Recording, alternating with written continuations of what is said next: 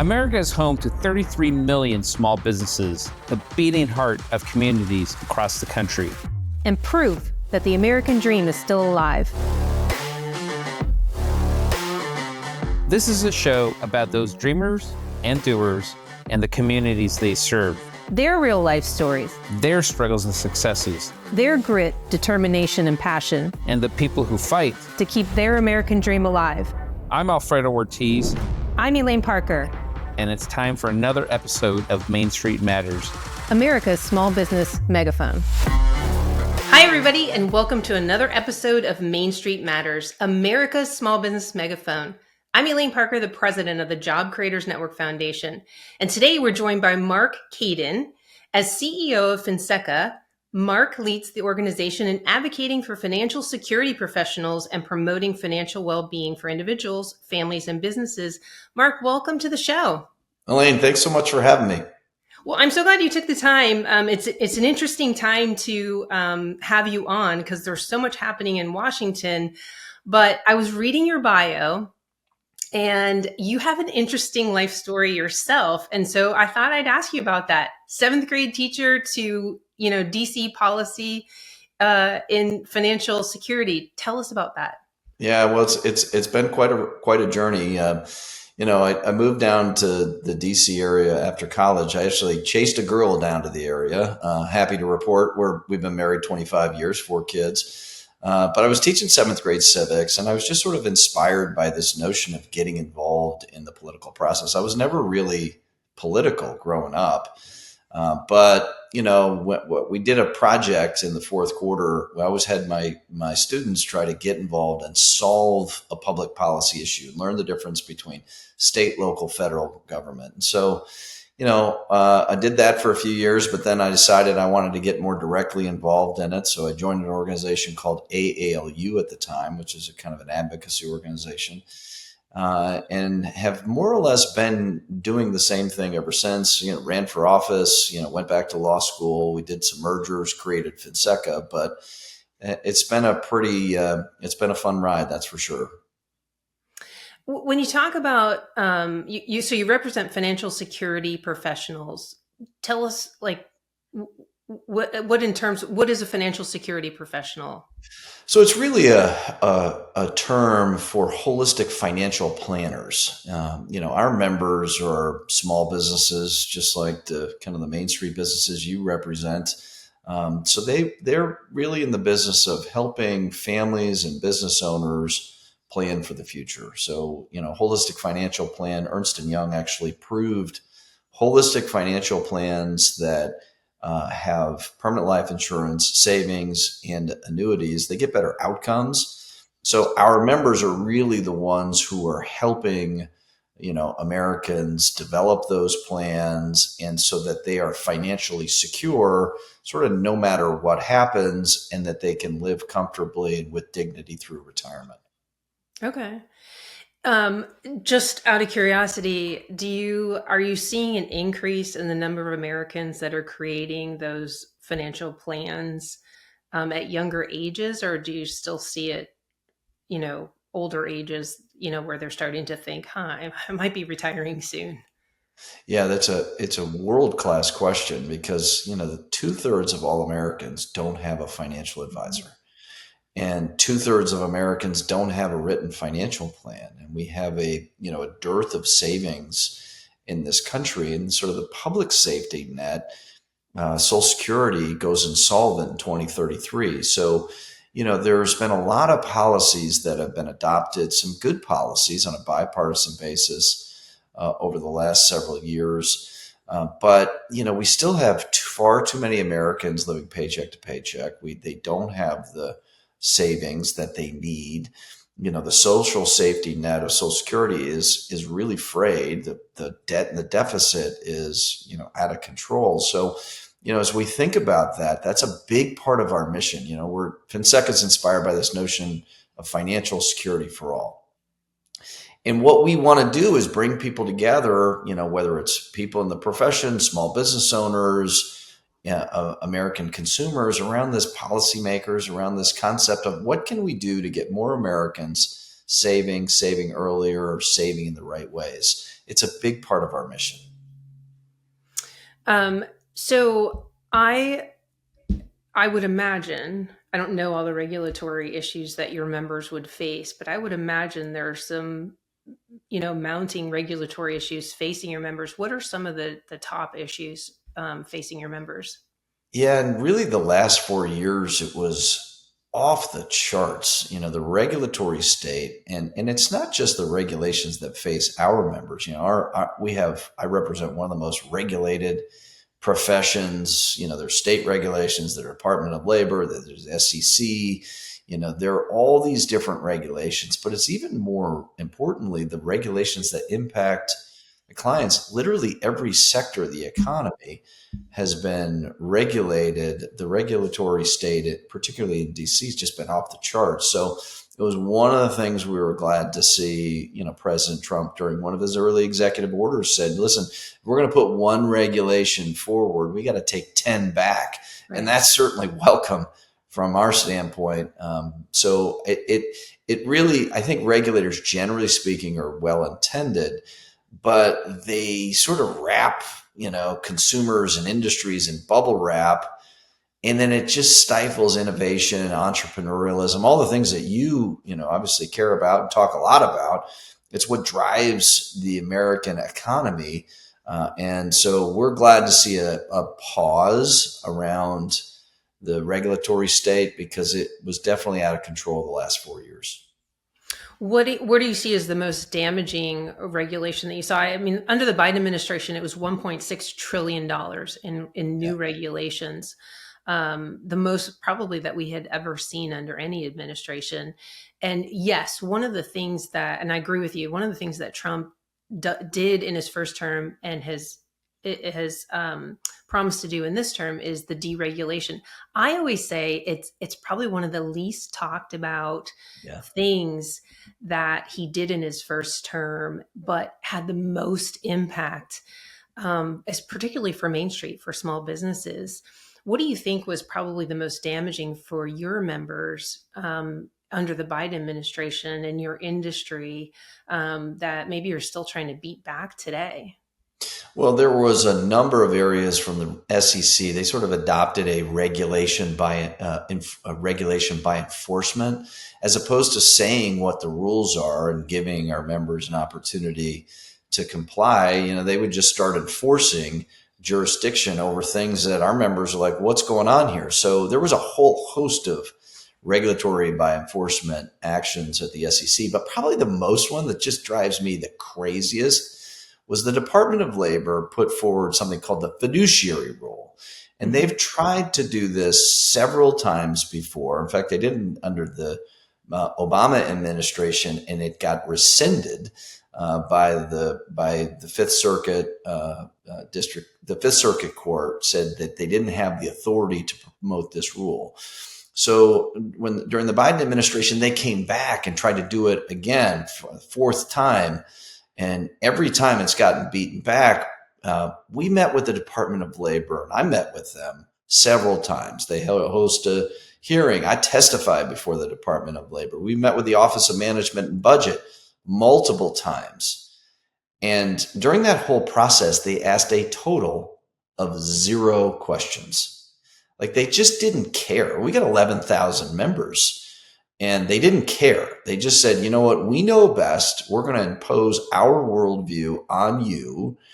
And then if you don't like it, you can sue. So we did, and we won in court. But the uncertainty and the waste of, we had to raise literally millions of dollars as part of an industry effort to sue the Department of Labor. And the judge said, yeah, we're virtually certain to win on the merits. They stayed the ruling, but what a waste. I called that process un-American because, that's just not how our system is supposed to work. It's, we don't elect bureaucrats in the Department of Labor to impose their worldview. We don't elect them at all. Like, they're supposed to implement the rules. And like I said, that one was the most egregious, but there were a bunch of regulatory actions that were just out of control. It seems like, in a court of law, you're innocent until proven guilty, but in the regulatory state, you're guilty until you prove yourself innocent. That's kind of what I've seen with our small business owners, and it's quite a hill to climb, mountain to climb, if you will, in fighting back on the regulatory state. So, an organization like yours, do you represent your members in those types of fights? Yeah, there's no doubt. And Elaine, you said it just perfectly.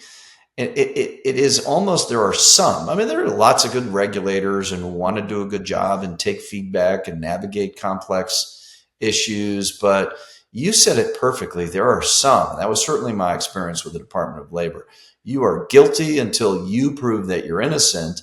We talked about one of the things I shared with the Department of Labor is that, there's this Ernst & Young study that proves holistic financial plans produce better outcomes. There was a Deloitte study, again, not paid for by the industry, that showed that the last time the Department of Labor tried to do this, 10 million Americans lost access to financial advice. So it goes exactly in the wrong direction. And so we're telling all this data, this real world data that actually happened the last time they did this. And they just didn't care. And so your guilty until proven innocent analogy is exactly right. And I sort of say, again, some bureaucrats believe they know best and they have the authority to impose their worldview on industries. It's one of the things that makes me so excited. It's to geek out a little bit, but it makes me so excited around the Chevron ruling, which basically says the rule has to follow the statute, as opposed to the regulator just doing whatever they want to do. So I'm really excited about that. I think that's going to be a game changer in terms of pulling back the regulatory state. And Elaine, you said it earlier, it's underappreciated, but it has a real impact on this economy. And I think that's one of the real key elements that the Trump administration is going to drive forward is a deregulation, unleash entrepreneurialism, and I think that's going to be a source of material economic growth. It's interesting. Your industry, while I know it's regulated heavily, and there are probably areas and individuals who need to be more regulated than others, but the purpose and the goal of your industry is to help people achieve wealth and obviously be able to retire comfortably and live out a great life, however they define that. What I don't understand is how difficult they make it for Americans to either get those resources with these regulations, because Americans are not, there's a big issue with fiscal literacy. Yeah. I know about this country. I don't know about other countries because they're, not as free market oriented as we are. But fiscal literacy is a huge issue in this country, which probably goes into your stat when you said, 2/3 of all people in America don't have, a financial plan. And the reason I'm sure that goes into that is the fiscal literacy piece of it. When you've got regulations that make it so hard for people to succeed in your industry and grow that piece of their business, it doesn't just hurt the people in your industry, your members, but it hurts everyday ordinary Americans who need to save, because guess what? Our politicians haven't taken care of Social Security. And you said it's going to go broke in 2030, 2033, you said? Yep, 2033. Yeah, I mean, you kind of hit the nail right on the head here because, look, most people don't like to, they don't like to talk about money. I often joke, the reason why I never get invited to any parties is there's only three things I like to talk about: money, politics, and religion. So those are the three things people don't like to talk about. But I think we have to have the courage to have these conversations within households. Small business owners, there's a lot of pressure on them to help their employees become more financially literate. And I think we just have to encourage it. One of the things I'm heartened by is there is a movement in states to increase the financial literacy requirement in high schools before you graduate. And I think that's a huge and positive step in the right direction. But you just think about our lives. You grow up, you get married, you get a job, you have a house, you have kids, you got college, you got all these different pushes and pulls. You sprinkle in a little inflation, and like the pressure on the pocketbook is real. And so the way there really isn't a roadmap that is going to be a perfect financial plan that we can just say, okay, here's how you're going to plan out your life, and here are the financial implications of that plan. It's dynamic, it changes. And so the only way that people can really, really have a financial plan, they got to have an advisor who they trust, who can help them navigate, their own emotions and what life throws at them. I did a bunch of conversations around, the tariffs, and say whatever you want about the tariffs. There's no question it created real market volatility. And when that happens, so many Americans panic.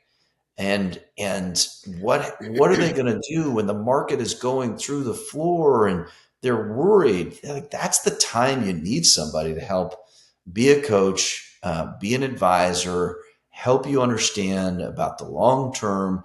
So my advice in terms to everybody is, there are lots and lots and lots of terrific financial advisors out there. And I think everybody needs one. And I think small businesses increasingly need to help their employees find a financial advisor, because I think it'll make them more secure and it'll make them better employees. Yeah. Just a personal note. I hosted a group of women at my home with my financial planner to do a presentation because women tend to not be as, sort of dominant in this area as far as a lot of times handling their own finances and preparing for things for retirement and things like that. And so I hosted a group of women in my home. I had my financial planner come and do a presentation. Obviously she's selling her services, but she was also sort of educating on the options available, whether it be a Roth or, just options available. And I think that those are great ways to reach people as well. And, there were 2 or 3 of my friends who didn't have a financial planner, didn't have a financial plan in place. And today they do.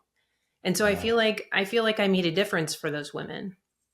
No, there's no doubt. It's so important. I mean, we could do a whole segment on the transfer of wealth too to women over the course of the next generation. Increasingly, women, I think it's fair to say most women make healthcare decisions for their household, but increasingly women will be in charge of the wealth in this country. And you're right, it is a vastly underserved market. Mm-hmm. And, what you did is really, really important. We created a women's series because we want to increase the number of women in the profession, because we want to be able to, some women want to work with a woman advisor, which mm-hmm. makes perfect sense. And I think, one of the other pieces that you talked about is like selling their services. And I think about the profession I represent, just like doctors or lawyers or nurses or accountants, it's a learned profession, and they have expertise that we as consumers need. And so we should want them to be compensated for that expertise. But a lot of times it takes somebody like you, a friend, to provide that referral, say, this person has done great things for me and they can do great things for you. So thanks for making a difference in the lives of some of your friends. Yeah. I mean, it was fun. It was a social experience. It wasn't intimidating.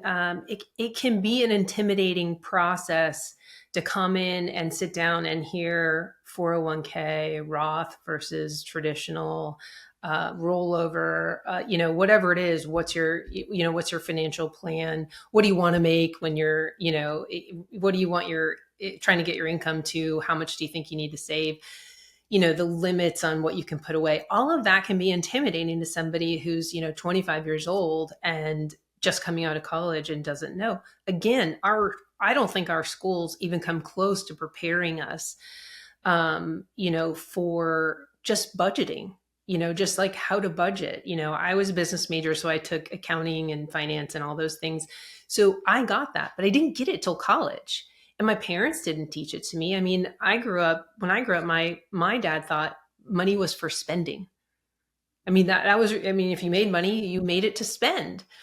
And, you know, I have a lot of friends who think differently. I have a lot of friends who are savers. It's a good thing, but you get what I'm saying they're savers. They're not investors. Right. And there's a big difference. Yeah, and you know the miracle of compound interest, as Albert Einstein said. Like, most people don't understand that. I think you're exactly right. But if you can get people to save early, save in the right ways, you know, one of the things that our company has, Finseca has about 50 employees, and one of the things that every time we do a 401k review, my first question is, what percentage of our employees is taking advantage of the match? I've gone so far as saying, if we don't have employees taking advantage of the match, I'm going to get rid of it. And, you know, I'm not actually going to get rid of it, but like, it's just so important. Like, there are some basics, and nobody talked to me about that when I was younger. I used to think I need every nickel in my scarce paycheck, and I just need it to live on. But the reality, if you factor in the taxes, you factor in a whole bunch of dynamics, you factor in the free money that you can get from an employer with a 5% match, Mm-hmm. and then you factor in what that money will do through the miracle of compound interest, it makes no sense not to save and invest your money while you're young.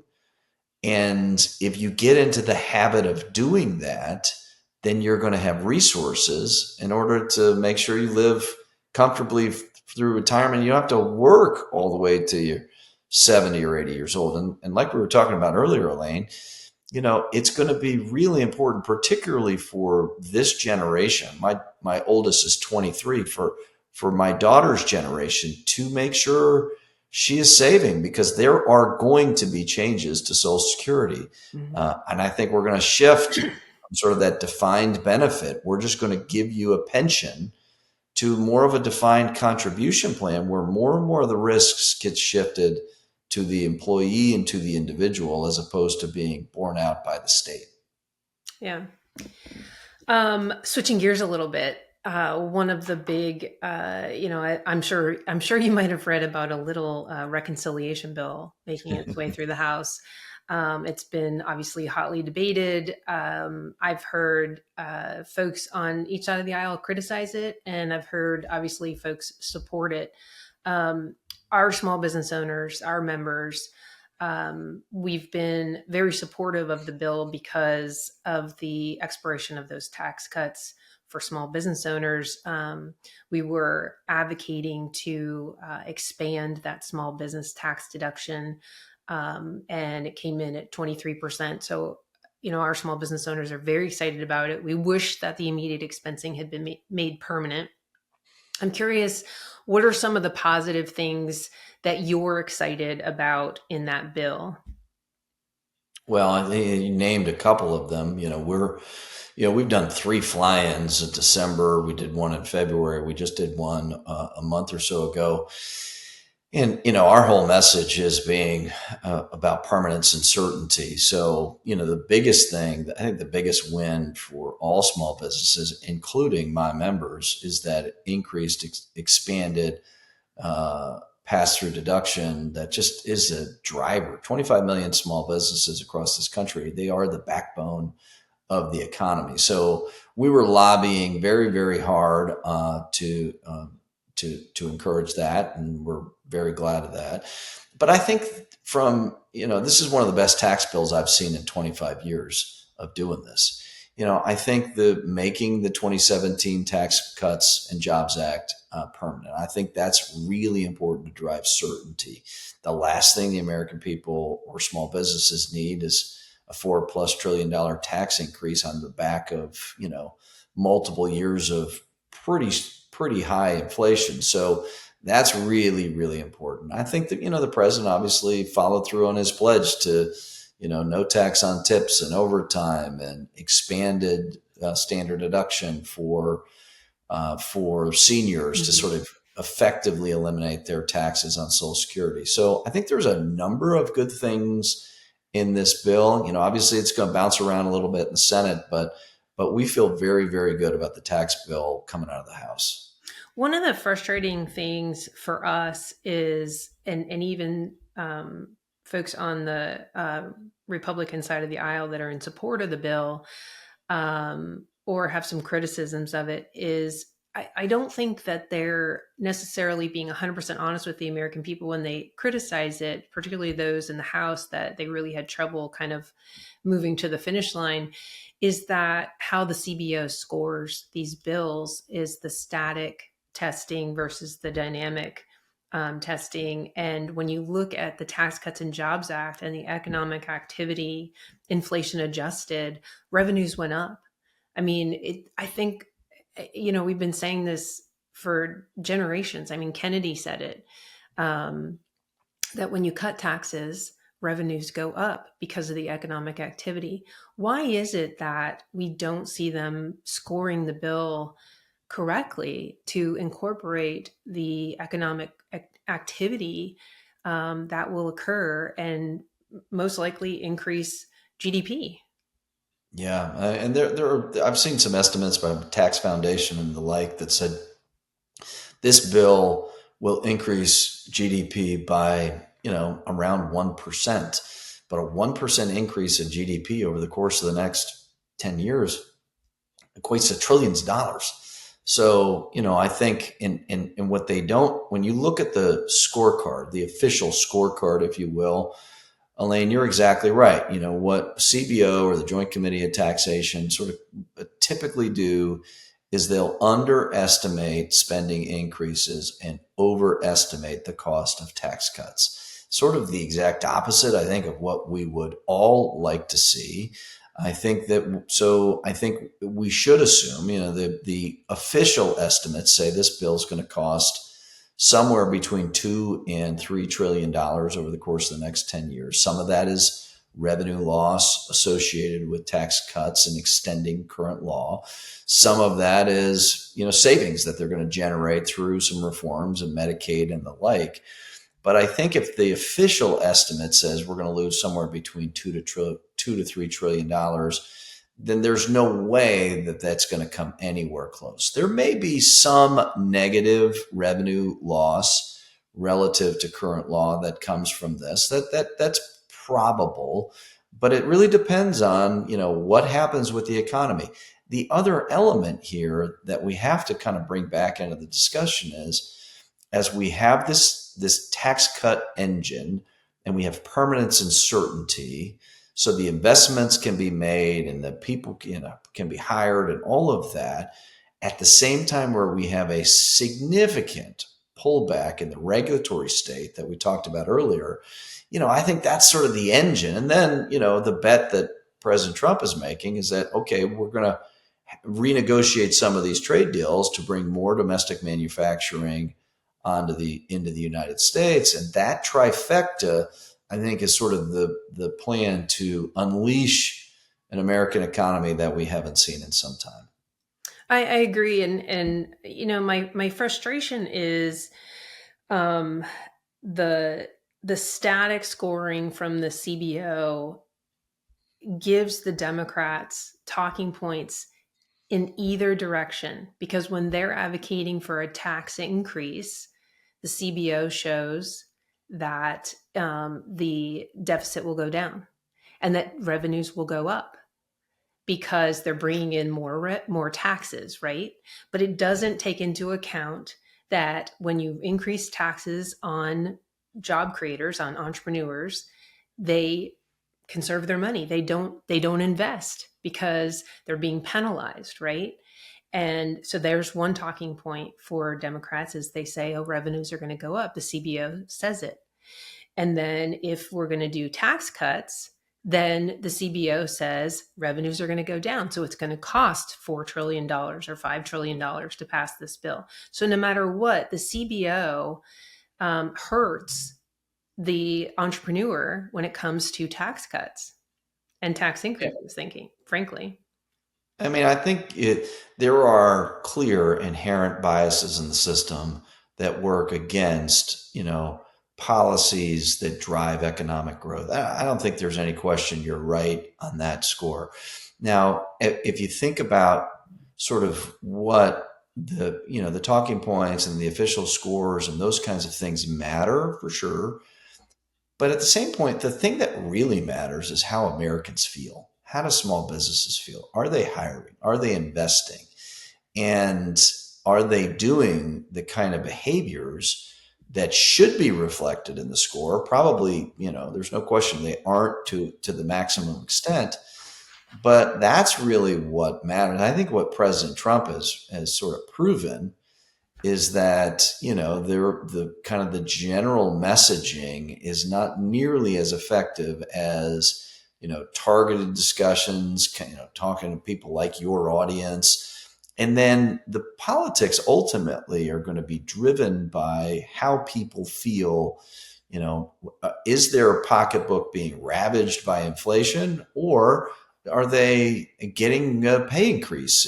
And are small business owners investing back into their employees and growing their business? So, I think the president is, certainly trying to change some of the natural dynamics within Washington. They're trying to change some of the dynamics within higher education.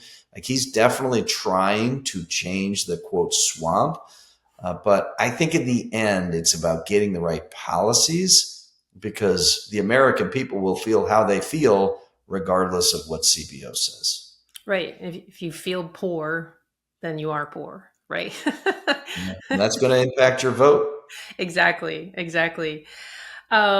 What do you think, what are your members sharing with their clients about this legislation in general? What do you think? Is there a positive feel that it's going to pass ultimately, come out of the Senate and make it through? Yeah, I mean, I think the general assumption among our members, among their clients, is that this was expected. We watch it. We're obviously a part of a lobbying organization. Is part of what we do. We're working it. But I think most people sort of expect that there's not going to be a $4 trillion tax increase by a Republican Congress and President Trump at the end of this year. So, while the House margin was super small, they got it done. A win is a win is a win. A win is a win. They don't actually keep score on like what the score is. They keep score on what's in the bill. So margins don't really matter. And there's a lot of noise right now by a bunch of senators. The Senate is the Senate for a reason. There's only 100 of them. They're going to have their say. That's appropriate. But in the end, this thing is going to get done in July. It's either the question, are they going to get it done by Independence Day? Are they going to get it done by July 30th? A lot of people aren't really talking about Secretary Bessent's declaration on X date being in the beginning to middle of August. And, I personally feel like that's purposeful, right? So the X date is when the Treasury Department no longer has the ability to borrow. So we're not going to go past X date. This bill is going to get done in July, maybe as early as July 4th. But I don't think there's any question, and it may change a bit from the House, but I don't think there's going to be wholesale changes like a whole new tax code, or, I think they're going to make some tweaks, but I think everybody expects this bill to get done. We are very hopeful, and we are pushing as well. So we're on the same team on that one. Well, tell us, If somebody were looking to get into your industry, what would they need to do? Yeah, look, I think there are a bunch of different organizations that, are really good. There's a career sort of affiliated organizations like a Northwestern Mutual and Mass Mutual and those kinds of organizations that are actively recruiting people and developing them into becoming holistic financial planners. There's kind of an independent model where firms are doing the same. So there's a whole bunch of different avenues. And I would suggest if you're interested in sort of learning more, go to finseca.org, take a look at some of the organizations we represent, some of the individuals, some of the causes that we drive towards. And, there's no shortage of opportunities to get into this profession. Great. Finseca.org. Well, Marc, thank you so much for joining us on Main Street Matters, America's Small Business Megaphone. And thank you all for taking time to tune in. Main Street Matters is part of the Salem Podcast Network. New episodes debut every Wednesday and Friday. You can find the audio version anywhere you get your podcasts, or you can watch the show on the Job Creators Network channels on YouTube and Rumble. And we'll talk to you next time for the next episode.